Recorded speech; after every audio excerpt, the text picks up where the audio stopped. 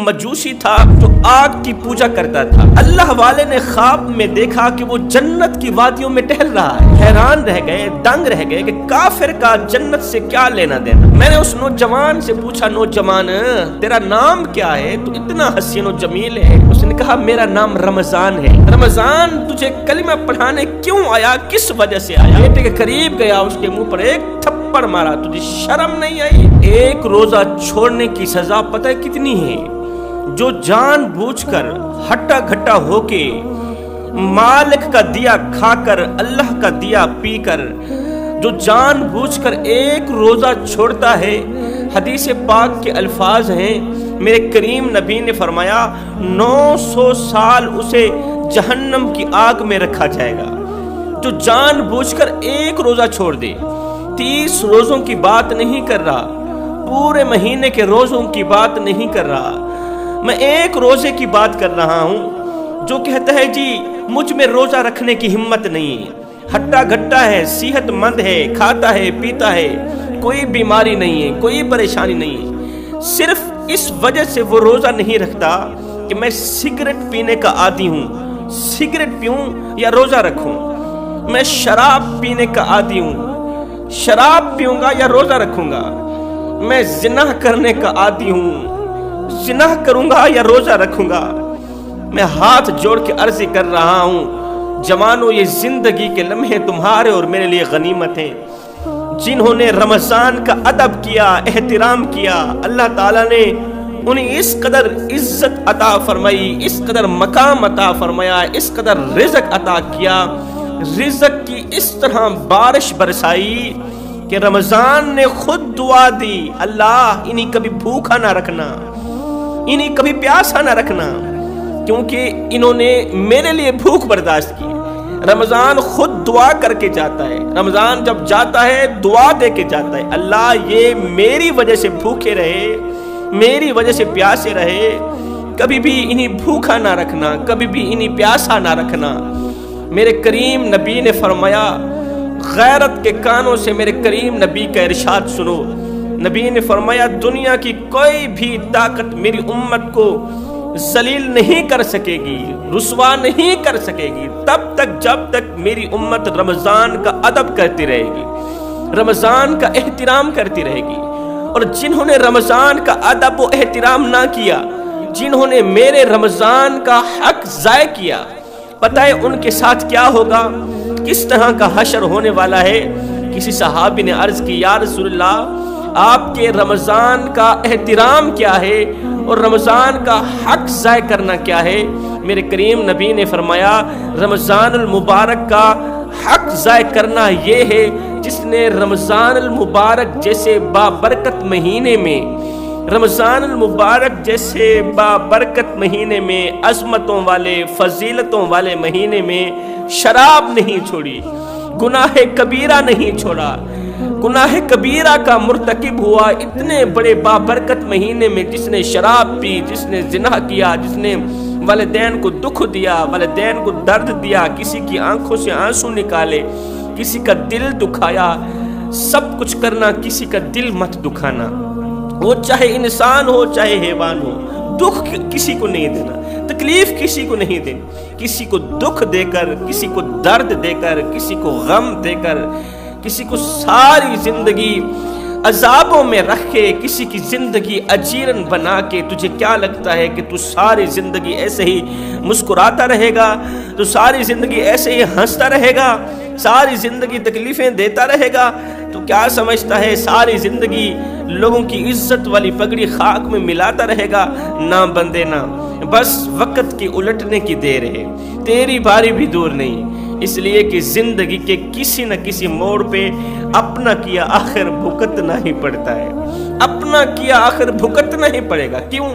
اس لیے کہ اللہ کا ترازو صرف انصاف ہی تولتا ہے, جیسا کرو گے ویسا بھرو گے. اس لیے اللہ کے رسول نے ساتھ میں یہ بھی فرمایا, جس نے رمضان کا حق ضائع کیا, رمضان کو اس کا حق نہ دیا, تو اللہ تعالیٰ اسے اس قدر ذلیل و خوار کرے گا کہ دنیا کی کوئی بھی طاقت اسے اس ضلالت سے بچا نہیں سکتی.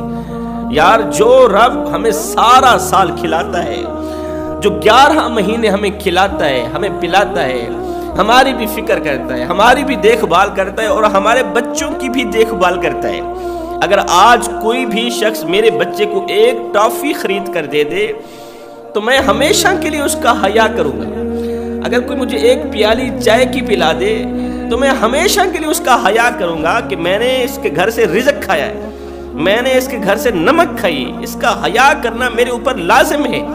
اگر میں مسلمان ہوں، اگر میں حضرت انسان ہوں تو پھر میں نے اس کے گھر سے نمک کھائیے، اس کا حیا کرنا میرے اوپر لازم ہے۔ کتنی نادانگی والی بات ہے، کتنی افسوس کی بات ہے کہ جو رب ہمیں 11 مہینے کھلاتا ہے، پلاتا ہے، ہماری بھی دیکھ بھال کرتا ہے، ہمارے بچوں کی بھی دیکھ بھال کرتا ہے، ہمارے بچوں کو بھی کھلاتا پلاتا ہے، وہ رب حکم دیتا ہے کہ بس 1 مہینہ میرے لیے پیاسے رہ جاؤ، دن رات نہیں، 12 سے 14 گھنٹے میں رب کے لیے پیاسے رہ جاؤ، میں رب کے لیے بھوکے رہ جاؤ، تو تم رمضان کا حق ادا کر دو گے، رمضان کا حق ادا کر دو گے۔ تو 11 مہینے ہمیں کھلانے پلانے والا رب ہمیں 1 مہینہ بھوکا رہنے کا حکم دیتا ہے۔ تو اللہ تعالیٰ کے اس حکم کو کہ 1 مہینہ بھوکے رہو، پیاسے رہو، اس حکم کو پس پشت ڈال دیں، یہ کس طرح کا انصاف ہے؟ یہ تو نا انصافی ہی نا انصافی ہے نا۔ میں تمہیں ایک مجوسی کا سبق آموز واقعہ سناتا ہوں۔ ایک مجوسی تھا جو آگ کی پوجا کرتا تھا، آگ کو اپنا خدا مانتا تھا، مشرک تھا، کافر تھا، مسلمان نہیں تھا، اللہ کو نہیں مانتا تھا۔ وہ آگ کی پوجا کرتا تھا، آگ کے سامنے بیٹھ کے آگ کو خدا سمجھ کر آگ کی عبادت کیا کرتا تھا۔ جب وہ مرا، کسی ایسے شہر میں مرا کہ وہاں اللہ کے ایک بہت بڑے ولی رہتے تھے، اللہ کے نیک بندے رہتے تھے، وہ مشہور مجوسی تھا۔ جب وہ مرا پورے علاقے میں خبر پھیل گئی کہ مجوسی مر گیا۔ اس کے مرنے کے بعد اللہ والے نے خواب میں دیکھا کہ وہ جنت کی وادیوں میں ٹہل رہا ہے، مجوسی جنت کی وادیوں میں گھوم پھر رہا ہے۔ ایک بہت بڑا عالی شان محل تیار ہے جس کے دروازے پر اس مجوسی کا نام لکھا ہوا ہے۔ اللہ والے نے، اللہ کے نیک بندے نے جب اتنے بڑے عالی شان مکان کے دروازے پر اس مجوسی آگ کی پوجا کرنے والے کا نام دیکھا تو حیران رہ گئے، دنگ رہ گئے کہ کافر کا جنت سے کیا لینا دینا، مشرک کا جنت سے کیا لینا دینا۔ جس نے ساری زندگی آگ کی پوجا کی ہے، اللہ تعالیٰ نے اسے جنت میں اعلیٰ مقام کیسے دے دیا، اور وہ جنت کی وادیوں میں کیسے گھوم پھر رہا ہے۔ اس اللہ والے نے پوچھ ہی لیا، اور مجوسی تو تو کافر تھا، تو تو مشرک تھا، تو تو بے ایمان تھا، جنت میں کیسے آ گیا؟ آخر تو نے کون سا ایسا نیک عمل کیا تھا کہ اللہ تعالیٰ نے تجھے جنت میں اعلیٰ مقام عطا کر دیا؟ اس مجوسی نے کہا مجھے سب کچھ کہو، کافر مت کہو، مجھے مشرک مت کہو، میں مشرک ہو کر جنت میں نہیں آیا، میں کافر ہو کر جنت میں نہیں آیا، الحمدللہ میرا خاتمہ ایمان پر ہوا تھا۔ اے میں نے تو تجھے کلمہ بھی نہیں پڑھایا تھا، تو تجھے کلمہ کس نے پڑھایا؟ کلمہ جیسی دولت، ایمان جیسی دولت کس کے ذریعے نصیب ہوئی تجھے؟ اس مشرک نے اب اپنی کہانی سنائی، کہا کہ نزا کا وقت تھا، نزا کے وقت سے پہلے پہلے، موت کے وقت سے پہلے پہلے مجھے پتہ چلا کہ میں مرنے والا ہوں، میں مرنے والا ہوں۔ میں بول تو نہیں سکتا تھا لیکن میں پہچان کر سکتا تھا کہ یہ میرا چھوٹا بیٹا ہے، یہ میرا بڑا بیٹا ہے، اور مجھے پیاس نے گھیرا ہوا تھا۔ مجھے اس قدر شدید پیاس لگ رہی تھی کہ اگر 7 سمندر کے پانی بھی میں پی جاتا تو میری پیاس بجھنے والی نہیں تھی، میری پیاس مٹنے والی نہیں تھی۔ میں زندگی موت کی کشمکش میں تھا، اتنے میں ایک خوبصورت نوجوان میرے پاس آیا، میرے سرہانے بیٹھ گیا۔ اس کے ہاتھ میں پانی تھا اور دوسرے ہاتھ میں جنت کی خوشبو تھی۔ ایک ہاتھ میں پانی تھا، دوسرے ہاتھ میں جنت کی خوشبو تھی۔ اس جنت کی خوشبو نے تو میرا دل جیت لیا، میری جان میں جان ڈال دی۔ دوسرے ہاتھ میں پانی دیکھ کر میں نے کہا یہ پانی مجھے دے دو، مجھے پیاس نے ستایا ہوا ہے، پیاس نے تڑپایا ہوا ہے۔ اس نے کہا نہیں نہیں، یہ پانی تیرے لیے نہیں ہے، یہ جنت کی خوشبو تیرے لیے نہیں، یہ کافر کے لیے نہیں، یہ مشرک کے لیے نہیں، یہ اس کے لیے جس کا خاتمہ ایمان پر ہوگا۔ میں نے پوچھا اے خوبصورت نوجوان بتا تو صحیح، خاتمہ ایمان پر کس کا ہوتا ہے؟ تو اس خوبصورت نوجوان نے کہا جو زندگی میں کلمہ پڑھ لیتا ہے، زندگی میں اللہ کا ہو جاتا ہے نا، جو توبہ کر لیتا ہے، کلمہ پڑھ لیتا ہے، اسی کا خاتمہ ایمان پر ہوتا ہے۔ کہتا ہے میں نے وہیں سوتے سوتے کلمہ پڑھ لیا، میرا خاتمہ ایمان پر ہو گیا۔ میں نے اس نوجوان سے پوچھا، نوجوان تیرا نام کیا ہے؟ تو اتنا حسین و جمیل ہے، اور تیری وجہ سے مجھے ایمان جیسی دولت نصیب ہوئی، مجھے کلمہ جیسی دولت نصیب ہوئی، اور میرے محسن تو اپنا نام تو بتا۔ اس نے کہا میرا نام رمضان ہے، رمضان ہے تیرا نام۔ بس رمضان وہاں سے اٹھ کر چلا گیا، ایمان کی حالت میں میں اٹھایا گیا، ایمان کی حالت میں مجھے موت آئی، اور جب میں مرا تو سیدھا جنت میں گیا، جنت میں عالی شان محل میرے لیے تیار تھا۔ اب اللہ والے نے پوچھا کہ رمضان تیری سفارش کرنے کیسے آ گیا؟ رمضان تجھے کلمہ پڑھانے کیوں آیا؟ کس وجہ سے آیا؟ تو نے رمضان کے روزے تو نہیں رکھے تھے، پھر رمضان تیری بخشش کا ذریعہ کیوں بنا؟ ایمان کا ذریعہ کیوں بنایا؟ تجھے جنت میں لے جانے کا ذریعہ کیوں بنا؟ تو اس مجوسی نے کہا کہ وہ واقعہ کچھ یوں ہے کہ رمضان المبارک کا مہینہ تھا، چاروں طرف لوگ بھوکے نظر آ رہے تھے، پیاسے نظر آ رہے تھے، کھانے پینے کی چیزیں سامنے پڑی ہیں پھر بھی وہ نہیں کھا رہے تھے، ٹھنڈے مشروبات سامنے پڑے پھر بھی وہ نہیں پی رہے تھے، سب بھوکے پیاسے نظر آ رہے تھے رمضان کا ادب و احترام کے لیے۔ لیکن جب میں بازار میں گیا، میں نے دیکھا کہ ہر بندہ کچھ نہیں کھا رہا، رمضان کا مہینہ ہے، لیکن میرا بیٹا جو آگ کی پوجا کرتا تھا، جو مشرک تھا، کافر تھا، میرا بیٹا بازار میں کھڑے ہو کر تمام لوگوں کے سامنے، تمام روزے داروں کے سامنے کھا پی رہا تھا۔ میری غیرت نے گوارا نہ کیا، میں بیٹے کے قریب گیا، اس کے منہ پر ایک تھپڑ مارا، تجھے شرم نہیں آئی؟ لوگ رمضان کا ادب کر رہے ہیں، احترام کر رہے ہیں، اور تو بجائے ادب و احترام کے سب کے سامنے کھا رہا ہے، پی رہا ہے، تو باپ کی عزت کی دھچیاں اڑا رہا ہے۔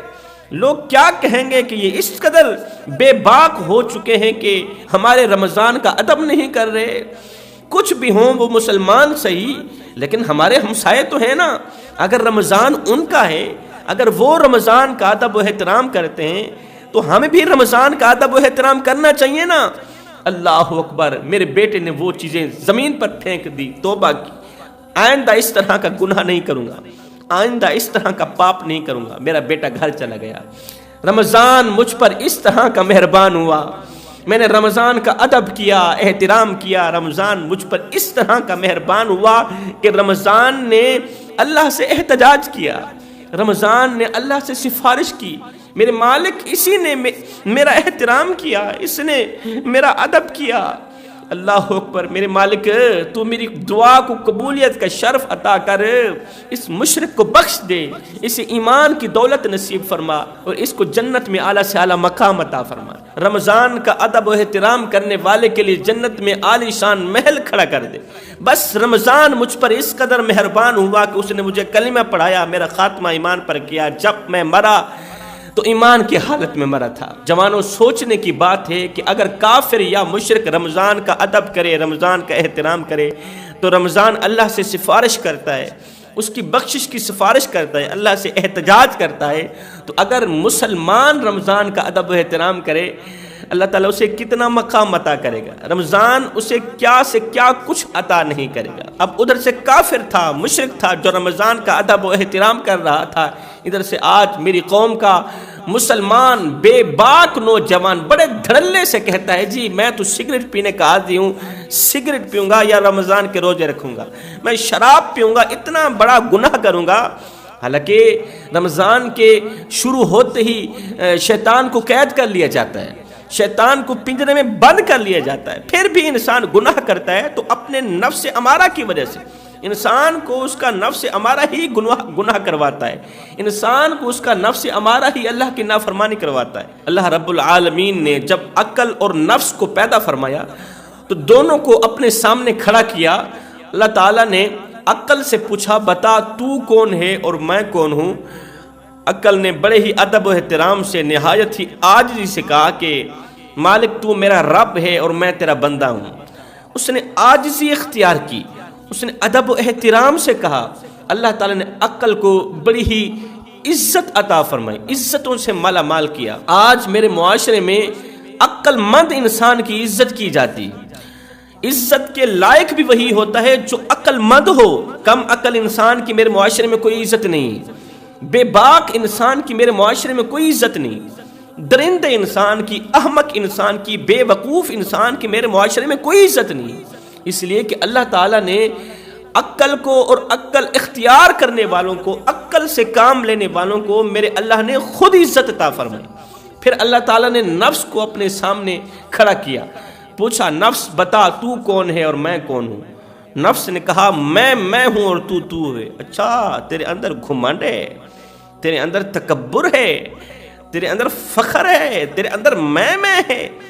اس گھمنڈ کو ختم کرنے کے لیے، اس تکبر کو ختم کرنے کے لیے، نفس کے اندر کی میں کو ختم کرنے کے لیے میرے اللہ نے حکم دیا اسے 100 سال جہنم کی آگ میں جلایا جائے، آگ کی شکل میں اسے عذاب میں مبتلا کیا جائے، سزا میں مبتلا کیا جائے۔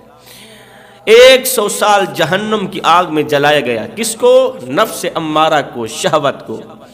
100 سال جلانے کے بعد پھر سے اللہ کے سامنے لایا گیا، اللہ کے سامنے کھڑا کیا گیا۔ اللہ نے پوچھا بتا تو کون ہے اور میں کون ہوں؟ اب بھی وہی جواب ملا کہ میں ہوں، تو ہے۔ اللہ نے فرمایا ابھی بھی تیرے اندر سے یہ میں نہیں گئی، ابھی بھی تیرے اندر سے یہ تکبر نہیں گیا۔ اب اس میں کو ختم کرنے کے لیے اللہ تعالیٰ نے ایک بار پھر سے حکم دیا کہ اس نفس کو 100 سال بھوکا رکھا جائے، 100 سال پیاسا رکھا جائے۔ پیاس کی شکل میں اسے سزا دی گئی، 100 سال بھوک کی شکل میں نفس کو سزا دی گئی۔ 100 سال کی سزا بھگتنے کے بعد، 100 سال پیاسا بھوکا رہنے کے بعد پھر سے اللہ کے سامنے شہوت کو، نفس کو لایا گیا۔ اللہ نے پوچھا اب بتا کہ تو کون ہے اور میں کون ہوں؟ اب آ کر نفس نے کہا مالک تو میرا رب ہے اور میں تیرا بندہ ہوں، تو میرا رب ہے اور میں تیرا بندہ ہوں۔ 100 سال کی بھوک نے نفس کے اندر سے میں کو ختم کر دیا، 100 سال کی پیاس نے نفس کے اندر سے تکبر ختم کر دیا۔ اب اس کا مطلب یہ ہوا تکبر ختم کرنے کے لیے، میں کو ختم کرنے کے لیے، گھمنڈ کو ختم کرنے کے لیے انسان کو پیاسا رہنا پڑے گا، انسان کو بھوکا رہنا پڑے گا۔ انسان ایسے تو پیاسا بھوکا نہیں رہ سکتا تھا نا، تو پھر اللہ تعالیٰ نے کیا کیا؟ انسان پر رمضان المبارک بھیج دیا۔ رمضان المبارک میں بھوک برداشت کرو، پیاس برداشت کرو، بھوکے رہو، پیاسے رہو۔ یہی بھوک اور پیاس تمہارے نفس کے اندر سے میں کو ختم کر دے گی، میں کو جلا کے رکھ دے گی۔ بھوک اور پیاس تمہارے نفس کو اللہ کے حضور جھکا دے گی۔ حضرت علی رضی اللہ تعالیٰ عنہ فرماتے ہیں نفس کو کوئی بھی چیز، دنیا کی کوئی بھی طاقت اللہ کے حضور جھکا نہیں سکتی۔ نفس کے اندر سے میں کو دنیا کی کوئی بھی طاقت ختم نہیں کر سکتی۔ اگر کوئی طاقت ہے تو وہ ایک بھوک ہے، وہ پیاس ہے اور وہ روزہ ہے۔ جو انسان روزہ رکھتا ہے وہ نفس امارہ کو مار کر اللہ کے حضور جھکا دیتا ہے، اور جو نفس امارہ کو اللہ کے حضور جھکا دے وہ دنیا میں بھی کامیاب ہے، وہ آخرت میں بھی کامیاب ہے۔ تو جوانوں، اپنے نفس امارہ کو اگر کنٹرول میں لانا چاہتے ہو تو پھر تمہیں رمضان کے روزے رکھنے پڑیں گے، پھر تمہیں پیاسا رہنا پڑے گا، پھر تمہیں رمضان کا ادب و احترام کرنا پڑے گا۔ میں دعا کرتا ہوں اللہ ہمیں رمضان کا ادب و احترام کرنے کی توفیق عطا فرما۔ رمضان کے مہینے میں رحمتیں تقسیم ہو رہی ہیں، رزق تقسیم ہو رہا ہے۔ رات کے دوسرے پہر، سحری کے وقت، تہجد کے وقت میرا اللہ آواز دیتا ہے کوئی بخشش طلب کرنے والا؟ میں رمضان کے روزے رکھنے والوں کو بخش دوں۔ ہے کوئی رزق طلب کرنے والا؟ ہے کوئی بے اولاد جو مجھ سے نیک نرینہ اولاد مانگے؟ ہے کوئی خالی دامن پھیلانے والا؟ رمضان کے مہینے کے صدقے، روزوں کے صدقے میں رب اس کے خالی دامن بھر دوں، اسے اس قدر مالا مال کروں کہ بڑے بڑے امیر اس کی امیری پر رشک کرنے لگے، بڑے بڑے خوش قسمت انسان ان کی خوشی پر رشک کرنے لگے۔